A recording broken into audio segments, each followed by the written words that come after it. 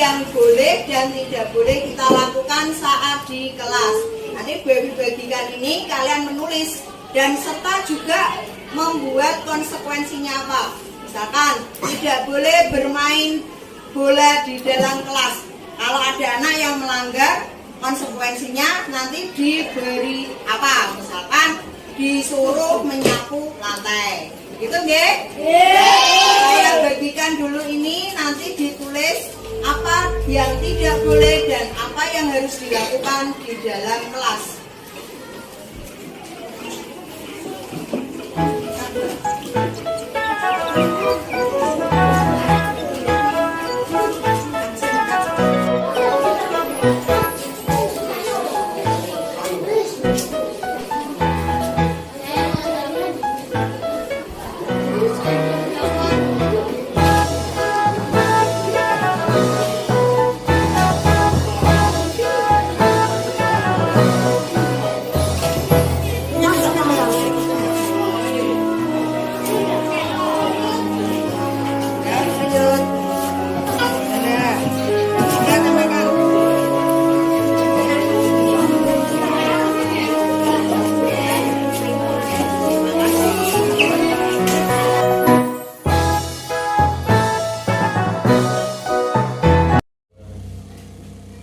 Bismillahirrahmanirrahim. Assalamualaikum warahmatullahi wabarakatuh.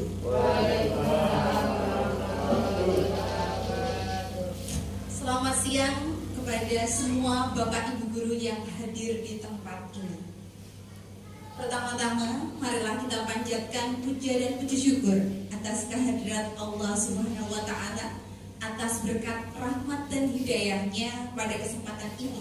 Kita masih diberikan nikmat sehat dan nikmat iman, sehingga kita dapat berkumpul dalam keadaan yang sehat pada acara pengimbasan budaya positif CGP Angkatan 7 yang nantinya akan disampaikan oleh narasumber kita, yaitu Ibu Evitri Setio Hermawati, khusus dari SD Negeri 2 Wirosari.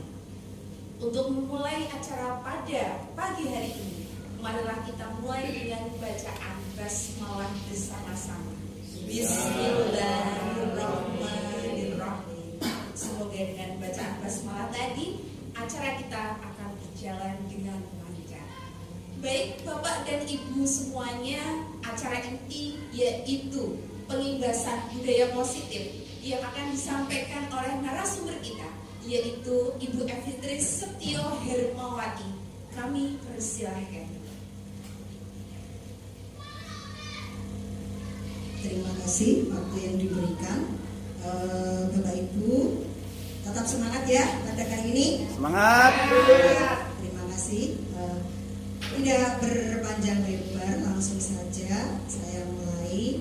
Sedikit ilmu yang saya dapat saya sampaikan kepada Bapak Ibu sekalian, semoga bermanfaat dan dapat kita terapkan di kelas kita masing-masing, yaitu tentang penerapan budaya positif di sekolah. Nah, sebelum kita membahas lebih lanjut tentang budaya positif, konsep apa saja yang nanti akan kita sampaikan, yaitu yang pertama, perubahan paradigma belajar stimulus respon, lawan teori kontrol, kemudian nanti ada disiplin positif, kebutuhan dasar manusia, keyakinan kelas, serta motivasi perilaku manusia, 5 posisi kontrol, dan segitiga restitusi. Nah, sebelum kita melangkah lebih jauh, sebelumnya apakah itu budaya positif? Budaya positif itu adalah segala sesuatu, nilai kebiasaan-kebiasaan kita di sekolah yang berpihak pada peserta didik, kemudian nanti akan berkembang menjadi pribadi yang kritis, penuh hormat dan bertanggung jawab. Sebenarnya sudah kita laksanakan dari hal-hal yang sederhana saja. Misalkan setiap pagi setelah bel berbunyi, anak-anak berbaris, kemudian sebelum masuk mencium tangan Bapak Ibu guru, terus berdoa sebelum belajar, itu merupakan kebiasaan positif yang sedikit banyak sudah dilakukan. Nah, untuk itu, untuk lebih menghargai anak-anak, budaya positif ini tidak hanya dilakukan di kelas saja, tapi juga bisa dilakukan ketika dia berada di luar kelas atau ketika dia berinteraksi dengan teman selain di kelasnya. Nah, perubahan paradigma. Jadi begini, sebelum kita menerapkan budaya positif dan disiplin kepada anak didik, sebelumnya kita mengubah dulu paradigma yang ada. Nah, paradigma itu adalah diimplementasikan atau diumpamakan seperti kepalan tangan. Ya. Jika kita mengepal keyakinan kita menggenggam erat, walaupun kita membujuk, merayu, memberikan hadiah untuk anak itu membuka tangan, tetapi anak itu tidak mau, maka tidak akan bisa tangan itu dibuka. Jadi pengepalan tangan itu ibarat seperti keyakinan yang dimiliki. Oke? Jadi apa yang harus dirubah? Tidak dari luar, tetapi dari keyakinan anak itu sendiri. Sebelum diterapkan disiplin positifnya itu, berarti kita harus mengubah pola pikirnya terlebih dahulu. Supaya apa? Disiplinnya itu tidak hanya di luar, tapi berasal dari dalam diri anak itu sendiri. Jadi tidak dipaksa, tapi mereka melakukan hal itu dengan senang hati, dengan ikhlas hati, merupakan sebuah kebutuhan. Jadi bukan dipaksakan. Oke. Ya, betul. Jadi tidak dipaksa, kamu harus begini. Nah, tapi anak sadar sendiri. Contohnya misalkan, kalau kita sudah terbiasa melakukan baris setiap pagi, ketika bel berbunyi dan bapak ibu guru tidak ada di dalam kelas, anak-anak sudah dengan rela hati melakukan baris. Ya, sambil menunggu bapak ibu guru datang. Kalau bapak ibu guru datang, masuk cium tangan. Nah, itu karena apa? Dari dirinya sendiri, bukan dari paksaan. Anak-anak, kamu harus baris. Nah, seperti itu. Jadi mereka melakukan hal itu dengan kesadarannya. Nah, perubahan paradigma inilah yang harus kita terapkan sebelum menerapkan budaya positif itu, yaitu diantaranya ilusi guru mengontrol murid, terus membuat orang merasa bersalah, menguatkan karakternya. Semua penguatan positif efektif dan bermanfaat, bahwa orang dewasa itu memiliki hak untuk memaksa sedikit kalau untuk kebaikan sepertinya tidak begitu bermasalah ya. Selanjutnya, perubahan paradigma stimulus respon teori kontrol ya. Jadi siapa sesungguhnya yang memiliki kontrol? Yang memiliki kontrol itu yaitu untuk mengubah orang agar berpandangan sama dengan kita. Sedangkan kalau untuk teori kontrol itu berusaha memahami pandangan orang lain tentang dunia. Perilaku buruk dilihat sebagai suatu kesalahan, sedangkan untuk teori kontrol semua perilaku memiliki tujuan. Jadi jangan menghakimi anak jika melakukan sesuatu hal yang tidak baik. Ya, kamu anak nakal, nah, itu tidak boleh. Karena apa? Anak melakukan suatu perilaku itu memiliki tujuannya. Nah, tujuannya apa? Nah, itu yang perlu kita cari tahu. Tujuannya apa kalau kamu kok melakukan hal seperti ini, misalkan mencubit temannya, tujuan kamu apa? Nah, itu yang harus kita cari tahu. Yuk. Nah, dari disiplin positif itu nanti lahirlah teori kontrol dari William Glasser, yaitu diantaranya ada: Anda tidak bisa mengontrol orang lain, hanya Anda yang bisa mengontrol diri Anda sendiri. Jadi kita sebelum mengontrol orang lain, kita harus mengontrol diri kita sendiri. Jadi kalau kita membiarkan diri kita dikontrol orang lain, itu berarti baru bisa dikontrol. Tapi kalau kita tidak membiarkan itu, maka siapapun yang akan mengontrol kita itu tidak bisa. Terus makna disiplin, belajar kontrol dari diri dengan menggali potensi kita agar tercapai tujuan mulia, yaitu sesuatu menjadi seseorang yang kita inginkan berdasarkan nilai-nilai yang kita hargai. Kita tidak bisa merubah orang seperti apa yang kita mau, setuju dengan pendapat kita. Oke. Terus selanjutnya, semua perilaku memiliki tujuan. Ini tadi ya, tujuannya apa? Teori motivasi itu untuk menghindari hukuman, untuk mendapatkan imbalan, untuk menghargai diri sendiri. Terus model berpikir, menang-menangan, kolaborasi, konsepsi, ciptaan, pilihan baru. 5 posisi kontrol, menghukum, membuat rasa bersalah, teman, pemantau, manajer, terus segitiga restitusi yang nantinya akan berpatok kepada 5 kebutuhan dasar manusia.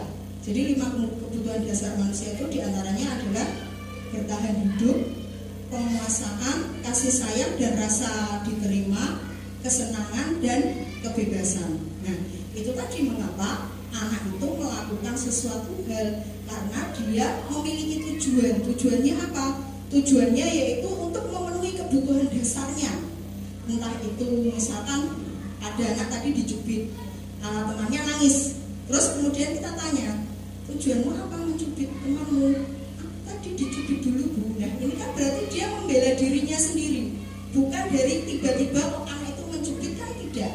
Nah itu yang harus kita gali, itu adalah tujuannya melakukan tindakan negatif itu apa. Terus apakah mana disiplin? Sebelum kita menerapkan di kelas kita harus mempelajari dulu disiplin itu apa. Disiplin itu adalah makna kata suatu yang dilakukan seseorang pada orang lain untuk mendapatkan kepatuhan. Jadi agar seseorang itu patuh. Secara umum disiplin dikaitkan dengan ketidaknyamanan, bukan dengan apa yang kita hargai atau pencapaian suatu tujuan mulia. Jadi kalau dulu itu disiplin itu adalah sebuah pemaksaan, ya.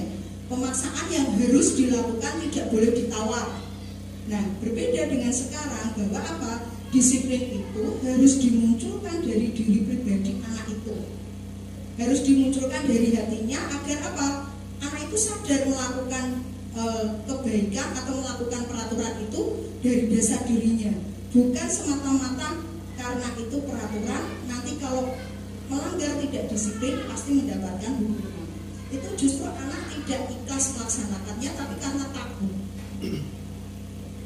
Terus nilai-nilai kebijakan universal itu diantaranya adalah dari semua tindakan-tindakan itu nantinya akan mewujudkan yang namanya profil pelajar Pancasila. Diantaranya ada beriman, mandiri, bernalar kritis, kebinaan global dan bergotong royong serta kreatif. Nah, itulah tujuan dari pendidikan kita, yaitu yang utamanya adalah menciptakan siswa atau murid yang memiliki profil pelajar Pancasila. Lanjut, teori motivasi perilaku manusia. Yaitu yang pertama, menghindari ketidaknyamanan hukuman. Yang namanya hukuman itu mesti membuat anak tidak nyaman, ya, karena apa? Dilakukan secara terpaksa. Itu adalah motivasi eksternal, berarti berasal dari luar. Terus untuk mendapatkan imbalan dari orang lain atau institusi, apa yang akan didapatkan apabila saya melakukannya? Itu berarti motivasi eksternalnya. Kenapa kamu harus melakukan hal itu? Yang ketiga yaitu menghargai diri sendiri, motivasi internalnya. Kenapa kamu harus melakukan hal seperti itu? Mesti ada motivasi dari dirinya sendiri, tidak hanya semata-mata dari faktor eksternalnya saja.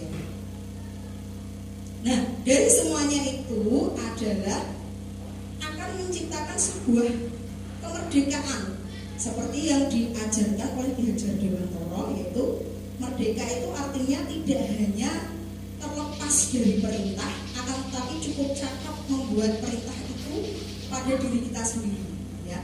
Jadi kalau seseorang itu sudah sadar ada motivasi untuk melakukannya, walaupun ada pemaksaan kamu harus berbuat seperti ini yang menyeleweng, pasti dalam diri dia akan mempunyai sinyal tidak boleh, itu sudah melanggar.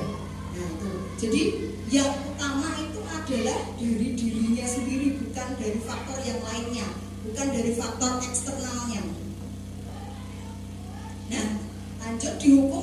penghargaan. Kok dihukum oleh penghargaan? Maksudnya bagaimana? Apakah hukuman itu juga termasuk penghargaan? Di sini kita akan mempelajari bahwa penghargaan berlaku sama dengan hukuman dalam arti meminta atau membujuk seseorang melakukan sesuatu untuk memenuhi suatu tujuan tertentu dari orang yang meminta atau membujuk. Dorongannya eksternal dan akan ada faktor ketergantungan. Beberapa dampak dari pemberian penghargaan diantaranya itu adalah pengaruh jangka pendek dan jangka panjangnya. Kalau itu berasal bukan dari diri, biasanya akan ada pengharapan. Saya melakukan seperti ini, nanti saya akan mendapatkan hadiah misalkan. Saya tidak mau melakukan itu, nanti saya pasti dapat hukuman. Nah itu berarti faktor jangka panjang dan jangka pendeknya ada.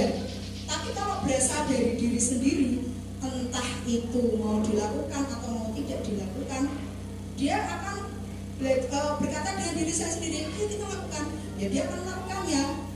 Ayo tidak lakukan, udah saya mau melakukan, jadi dia akan melakukannya. Penghargaan menghukum, ya. Jadi penghargaan juga bisa menghukum. Penghargaan mengurangi ketepatan, penghargaan tidak efektif, penghargaan merusak hubungan. Jadi kalau kita melakukan sesuatu tidak dari diri sendiri, biasanya dampaknya itu mesti pengennya ada imbalan, ya. Itu namanya bukan keikhlasan kalau ada imbalannya, meminta. Dihukum oleh penghargaan. Penghargaan menurunkan kualitas, mematikan kreativitas, dan mengurangi motivasi intrinsik. Ya, jadi penghargaan itu, misalkan anak saya akan berbuat baik kalau nanti bu guru akan memberikan hadiah, atau saya akan berbuat baik biar nilai saya jadi bagus. Nah, berarti itu kan bukan dari dirinya sendiri, dia mau berbuat baik karena ada imbalannya. Akhirnya apa? Semua tindakan dia nanti bertujuan untuk mendapatkan imbalan atau penghargaan. Nah, berarti tidak dari dasar dirinya sendiri. Berarti anak ini baiknya karena ada alasan hadiah itu tadi. Bukan dari memang anak itu baik mau menuruti peraturan sekolah dan lain-lain. Contoh pengakuan apresiasi kebijakan.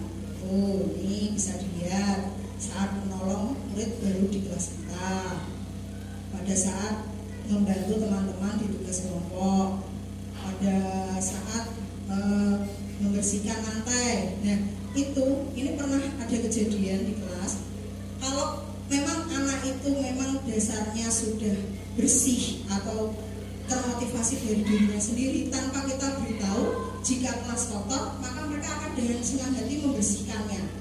Jadi tidak Bapak Ibu guru perintah pun dia tetap akan mengambil sapu membersihkan kelas.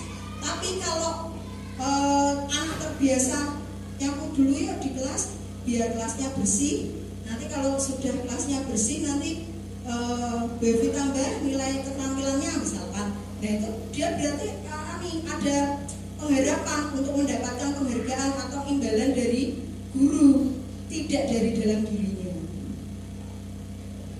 Nah ini sekarang mari kita lihat bersama-sama tentang tindakan guru, hukuman atau konsekuensi. Mari ya Bapak Ibu kita lihat. Contoh yang pertama yaitu mencatat 100 kali di dalam buku. Kalimat ini termasuk hukuman atau konsekuensi. Hukuman. Nah, terus yang kedua, lari mengelilingi lapangan basket 2 kali karena terlambat hadir di sekolah. Hukuman. Hukuman. Murid diminta untuk push up 15 kali. Hukuman. Hukuman. Menggantikan kertas tugas teman yang telah dicoret-coret. Konsekuensi. Membersihkan tumpahan air di meja tulis. Konsekuensi. Murid disuruh untuk mengenakan sepatu. Lari mengelilingi lapangan basket 2 kali karena terlambat 10 menit. Konsekuensi. Konsekuensi. Konsekuensi. Oke, kita lihat sekarang betulkah pertanyaan tadi? Hukuman, konsekuensi, hukuman dan konsekuensi. Kita lanjut. Perbedaan hukuman dan konsekuensi. Nah, sekarang perbedaannya apa toh? Hukuman itu sesuatu yang menyakitkan, yang harus terjadi. Mau tidak mau harus. Nah, itu hukuman. Konsekuensi adalah sesuatu yang harus terjadi. Hukuman membuat anak sakit fisik maupun hati. Biasanya kalau kita memberikan hukuman, anak itu memang melakukannya, tapi ada luka di hatinya. Devi ternyata jahat ya, saya disuruh lari keliling lapangan. Nah, itu akan melukai hatinya. Nah, sedangkan konsekuensi apa? Anak menghargai disiplin. Oh ya, aku tadi berbuat salah kok. Nah, itu paksaan. Ya, dipaksa, jadi hukuman itu dipaksa. Kalau konsekuensi yaitu stimulus tanggapan. Terus hukuman mendorong anak menyakiti diri sendiri, yaitu tadi. Kalau dihukum, ya memang anak tahu berbuat salah, tapi kalau mendapatkan hukuman mesti akan sakit hati. Yang parahnya itu sakit fisik. Nah, mungkin karena terlalu capek lari keliling 15 kali, anak akhirnya pingsan, ya, malah terpanjang-panjangkan hukumannya. Terus konsekuensinya apa? Mendorong anak agar mudah menyesuaikan diri. Jadi menyesuaikan diri dengan perilakunya, dampaknya dari apa yang dia lakukan. Konsep diri yang buruk, sedangkan kalau konsekuensi konsep diri yang baik. Anak belajar untuk menyembunyikan kesalahan, sedangkan konsekuensi anak belajar untuk mematuhi peraturan, ya. Jadi untuk menyembunyikan kesalahan maksudnya apa? Misalkan anak berbuat kesalahan, dia takut dihukum, kemudian dia berbohong. Nah, itu yang tidak baik, itu justru akan membuat anak kayak seperti trauma. Selanjutnya, anak belajar untuk marah, rasa bersalah, dipermalukan, merasa tak dihargai. Kalau disuruh lari keliling lapangan itu kan semuanya tahu, semuanya melihat. Nah, biasanya kan dia malu. Terus tidak hanya hari itu, mungkin besoknya kemarin dihukum lari, nah itu anak jadi malu lagi. Seminggu kemudian ada temannya, itu ya kemarin dihukum lari. Nah, anak masih menerima itu sebagai hukuman tidak hanya pada saat itu, tapi di hari-hari yang selanjutnya, yang membuat dia malu, takut, dia merasa rendah diri. Akhirnya apa? Yaitu tadi dia berbohong. Jika suatu saat dia melakukan kesalahan lagi, dia tidak mau mengakuinya, tapi dia berbohong untuk melindungi dirinya agar tidak dihukum. Ya. Sedangkan untuk konsekuensinya adalah kehilangan hak, dibuat nyaman, diasingkan untuk sementara, atau diberikan waktu untuk dia berintrospeksi diri. Nah, sekarang kita akan mempelajari tentang apa itu restitusi. Ya. Restitusi adalah proses menciptakan kondisi bagi murid untuk memperbaiki kesalahan. Jadi, ketika mereka melakukan kesalahan, dia bisa memperbaiki diri untuk tidak mengulang kesalahan yang sama. Sehingga mereka bisa kembali pada kelompok mereka dengan karakter yang lebih kuat. Jadi ketika dia melakukan kesalahan, dia introspeksi diri, memperbaiki kesalahan. Ketika dia kembali ke teman-temannya, dia akan berbangga hati. Ya, tidak seperti tadi minder ya, tapi dia bangga. Aku sekarang sudah menjadi anak yang baik. Identitas gagal, hukuman, konsekuensi, dan restitusi. Nah, ini ciri-ciri restitusi. Yang pertama yaitu bukan untuk menebus kesalahan, namun untuk belajar dari kesalahan agar apa? Tidak mengulangi lagi. Yang kedua yaitu memperbaiki hubungan.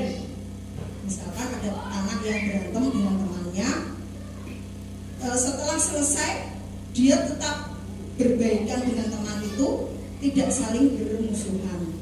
Yang ketiga, tawaran bukan paksaan.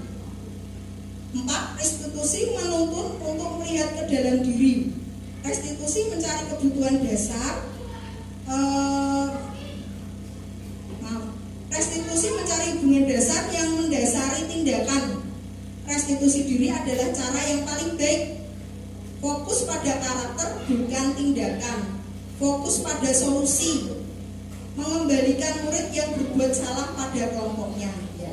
Jadi restitusi ini nantinya yang membuat anak tidak hanya melakukan kesalahan terus mendapatkan hukuman, nah, kemudian nanti di lain waktu mengulangi mengulanginya lagi, atau di lain waktu dia berbohong, tapi nanti menjadikan anak yang menyadari kesalahannya. Oh iya, saya salah, apa yang harus saya lakukan? Saya akan memperbaiki diri. Setelah memperbaiki diri apa? Saya harus bersikap lebih baik lagi. Nah, sekarang kita beralih ke keyakinan kelas. Apa itu keyakinan kelas?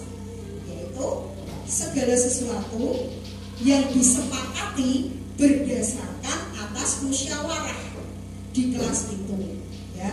Jadi hampir mirip seperti peraturan, tapi kalau bedanya peraturan itu lebih memaksa dan hanya berasal dari satu pihak.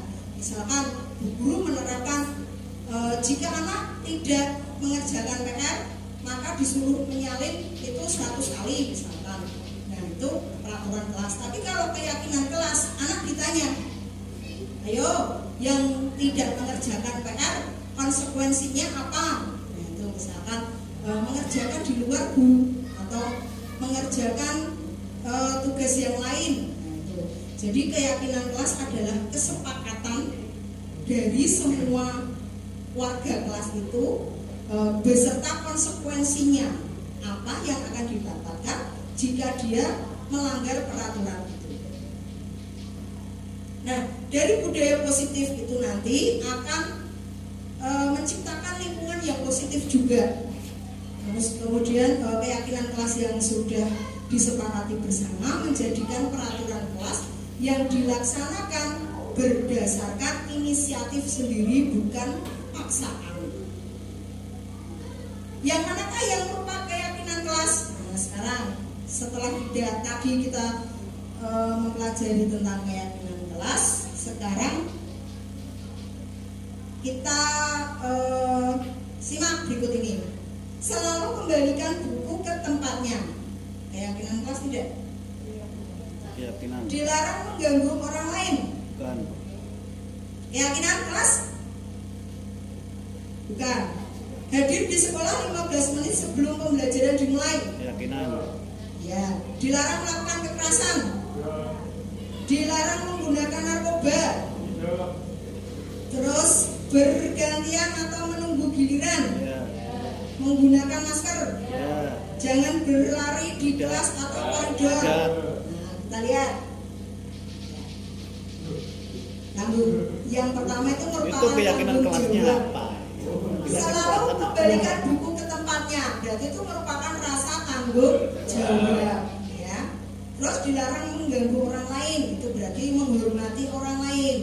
Hadir di sekolah sebelum pelajaran, karena apa? Setelah pelajaran dimulai, anak baru datang, biasanya konsentrasinya bugar. Nah, mengganggu berarti ya. Seterusnya lanjut. Kebutuhan dasar manusia dan dunia berkualitas. Nah, ini kebutuhan dasar manusia itu pada dasarnya ada 5, yaitu kebutuhan tentang kasih sayang dan rasa diterima, kebebasan, kesenangan, kebebasan, dan bertahan hidup. Jadi kalau ada anak yang melakukan kesalahan atau tindakan negatif, ditanya, nah kita bisa mencari kebutuhan dia pada dasarnya itu dia butuh yang mana. Kadang ada anak yang di rumah bapak ibunya sibuk, kemudian dia menjadi anak yang hiperaktif. Karena apa tujuannya? Dia mencari rasa diterima, atau istilahnya caper, ya, caper sama gurunya, ya. Nah, posisi kontrol. Posisi kontrol itu ada penghukum, pembuat rasa bersalah, teman, pemantau, dan manajer. Nah, kita ke segitiga restitusi. Nah, ini apa itu segitiga restitusi? Segitiga restitusi itu adalah yang pertama validasi kebutuhan, terus menstabilkan identitas, dan menanyakan keyakinan kelas. Ini menstabilkan identitas itu apa maksudnya? Jika ada berbuat kesalahan, kita tanya, kamu kenapa berbuat salah? Kenapa kamu berbuat seperti itu tadi?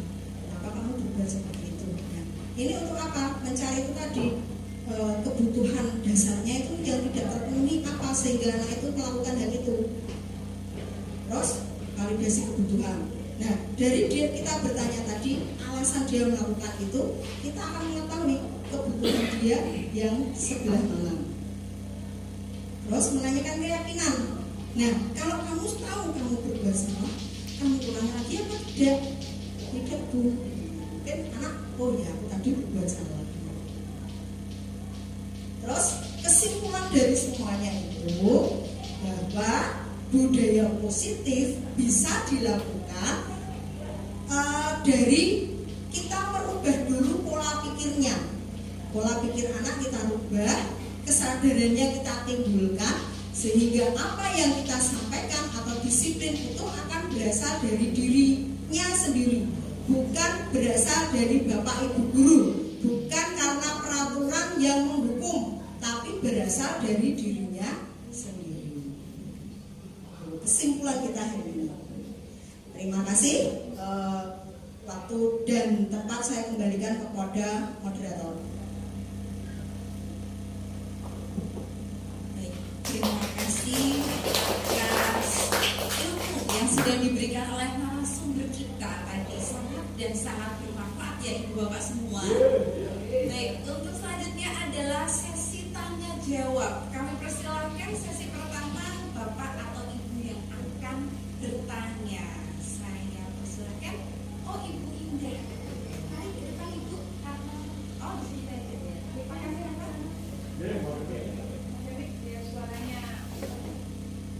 Terima kasih atas waktu yang diberikan. Sebelumnya saya ucapkan terima kasih karena terus terang isi yang diutarakan hari ini terus terang adalah ilmu pertama buat saya, karena sebelumnya saya itu ketika ada anak yang melakukan kesalahan, saya itu termasuk tipe pendukung. Saya beri hukuman, terus saya beranggapan setelah itu dia tidak akan mengulangi lagi, dan saya beranggapan dia tidak akan memiliki rasa dendam. Tapi setelah tadi diutarakan oleh Ibu Evi, sekarang saya sudah paham, dan kedepannya semoga apa yang diutarakan bisa bermanfaat bagi saya pribadi dan teman-teman dan Bapak Ibu guru semua yang ada di sini. Terima kasih. Terima kasih Ibu Indah untuk tanggapannya. Mohon maaf, ada lagi yang akan bertanya atau memberikan tanggapan? Baik. Apabila tidak ada, tibalah kita pada penghujung acara, yaitu acara penutup. Marilah kita tutup acara pada pagi hari ini dengan bacaan hamdalah bersama-sama. Alhamdulillahirobbilalamin. Saya selaku moderator mohon maaf apabila terdapat kesalahan kata yang mungkin kurang berkenan di hati Bapak Ibu semuanya. Akhirul kata, wabillahi taufiq wal hidayah. Wassalamualaikum warahmatullahi wabarakatuh. Waalaikumsalam.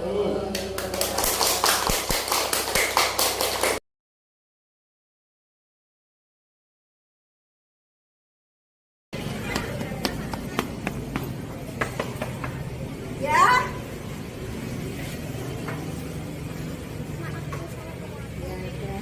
Masuk.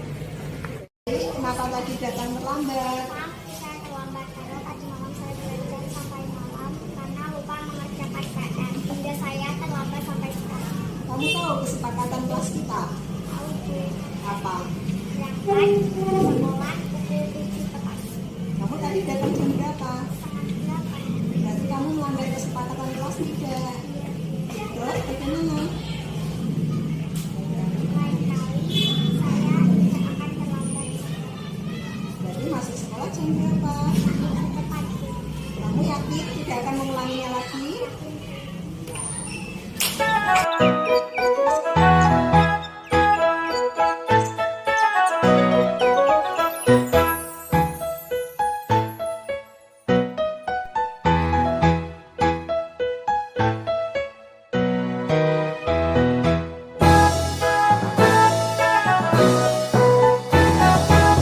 Assalamualaikum warahmatullahi wabarakatuh.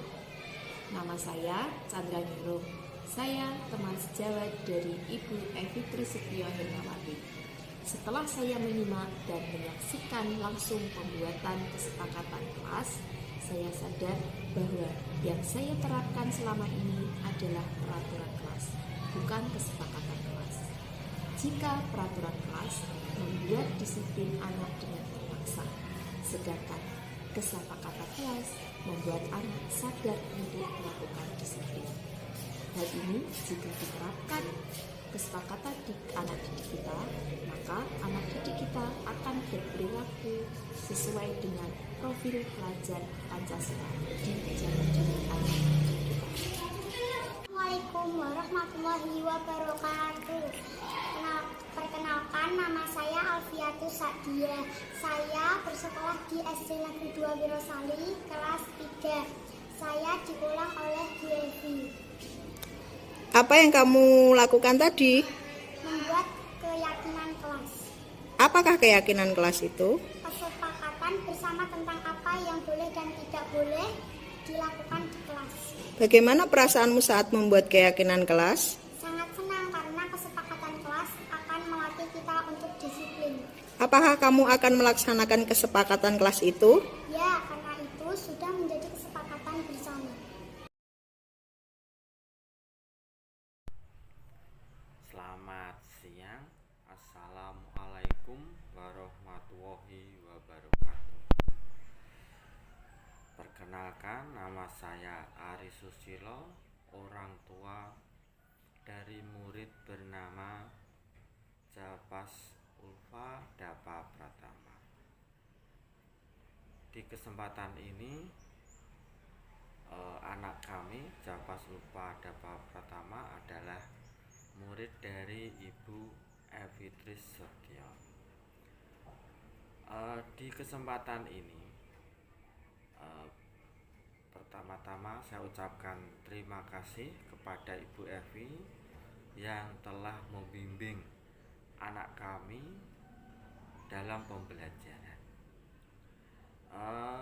Anak kami bercerita bahwa sekarang Bu Evi itu dalam pembelajarannya terasa sangat menyenangkan. Jadi anak kami sekarang menjadi lebih rajin untuk berangkat sekolah, kemudian di rumah juga rajin untuk mengerjakan PR, belajar. Nah, itu menjadi pertanyaan kami, sebenarnya apa yang terjadi di sekolahan. Pada suatu saat saya tanya anak saya, dia bercerita bahwa Bu Evi sekarang pembelajarannya sangat menyenangkan, Pak. Jadi belajar itu menjadi lebih bersemangat. Kemudian dia bercerita, anak saya bercerita, baru-baru ini sedang membuat kesepakatan kelas. Kemudian saya bertanya, kesepakatan kelas itu apa? Anak saya menjelaskan, kesepakatan kelas itu adalah suatu kesepakatan bersama dalam satu kelas antara murid-murid dengan gurunya. Di sini Bu Evi sebagai guru. Mungkin dalam pikiran saya, alah ini hampir sama seperti tata tertib kelas. Nah, ternyata anak saya menjelaskan bahwa kalau di tata tertib kelas itu, kalau kita melanggar, kita akan mendapatkan hukuman. Sedangkan di kesepakatan kelas itu kita bentuknya bukan mendapat hukuman, tapi mendapat konsekuensi yang telah disepakati. Jadi kalau melanggar atau memang mungkin namanya anak-anak juga kadang lupa akan aturannya, dia akan mendapat konsekuensi yang telah disepakati bersama. Jadi katanya nanti akan melaksanakan konsekuensi secara ikhlas karena sudah sesuai dengan apa yang disepakati. Dan saya kira sekarang anak saya itu malah mulai lebih disiplin. Pagi juga sudah segera bangun, segera membersihkan tempat tidurnya, kemudian juga segera mandi untuk segera berangkat sekolah. Jadi ada perubahan sikap. Saya ucapkan terima kasih sedalam-dalamnya kepada Bu Evi, dan saya hanya mengucap titip anak saya untuk dididik menjadi anak yang lebih baik, menjadi anak yang berguna bagi nusa dan bangsa, juga membanggakan orang tuanya. Terima kasih atas pemberian sedikit waktu ini. Kalau ada salah atau ucap kata mohon maaf sebelumnya. Wassalamualaikum.